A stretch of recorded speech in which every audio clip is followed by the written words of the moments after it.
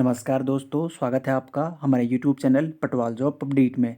आज हम बात करेंगे उत्तराखंड प्राथमिक शिक्षक भर्ती जिला चमोली की नियुक्ति पत्र जारी होने के बाद रिक्त पदों की संख्या।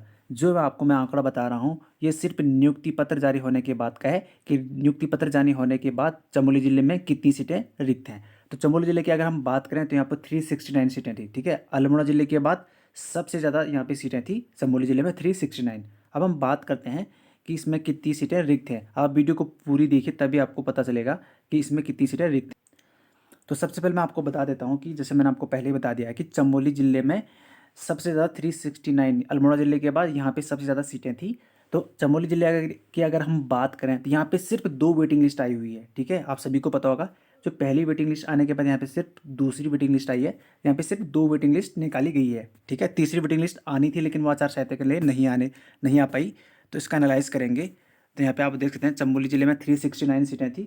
उसके बाद जो पहली नियुक्ति लिस्ट आई थी चमोली ज़िले की 369 में से, ठीक है, यहाँ पे सिर्फ 97 अभ्यर्थियों को नियुक्ति पत्र मिला था। ठीक है, टोटल यहाँ पे 200, यहाँ पे देख सकते 369 में से 97 अभ्यर्थियों को नियुक्ति पत्र मिला था।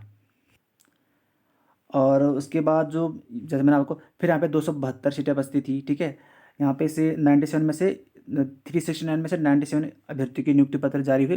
उसके बाद चमोली जिले में 272 सीटें बची थी। ठीक है, यहाँ पे जो दूसरी वेटिंग लिस्ट आई थी आपकी, ठीक है, उसकी अगर हम बात करें तो दूसरी वेटिंग लिस्ट में यहाँ पे क्या किया था चमोली जिले वालों ने कि इन्होंने सिर्फ यहाँ पे ZBC, PCM और हिंदी इंग्लिश मानविकी वर्ग को बुलाया था। इन्होंने सिर्फ 8 अदर्स और साइंस अदर वाले स्टूडेंट को अगली वेटिंग लिस्ट में बुलाया था। ठीक है, तो उसमें 141 अभ्यर्थियों की नियुक्ति पत्र के नाम आए थे। सॉरी, जो दूसरी वेटिंग लिस्ट आई थी 13 दिसंबर को, उसमें 141 अभ्यर्थियों के नाम आए हुए थे।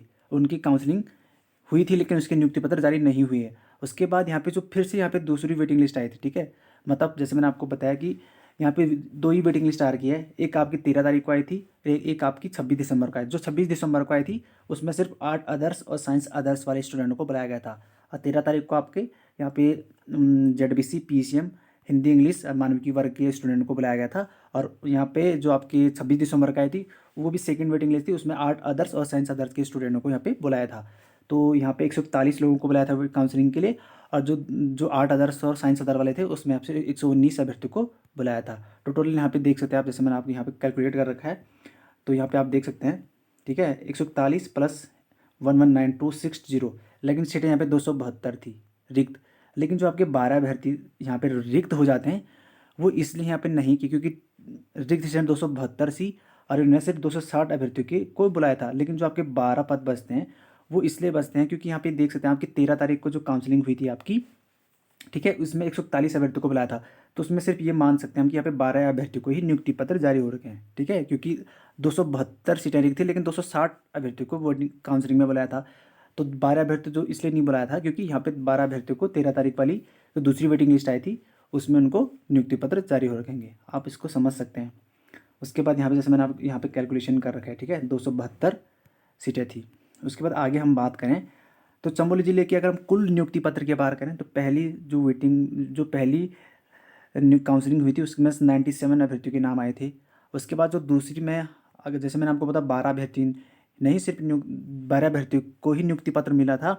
तो अगर हम इनको जोड़ देते हैं तो यहाँ पे 109 यानी कि 109 नियुक्ति पत्र जारी हो चुके हैं। 109 में से 97 जारी हो चुके हैं, लेकिन जो 12 और नियुक्ति पत्र जारी होने थे वो यहाँ पे आचार संहिता के कारण नहीं हो पाए थे। तो टोटल अगर चमोली जिले की हम बात करें तो 109 यहाँ पे अभ्यर्थी हैं जिनको नियुक्ति पत्र मिला हुआ है।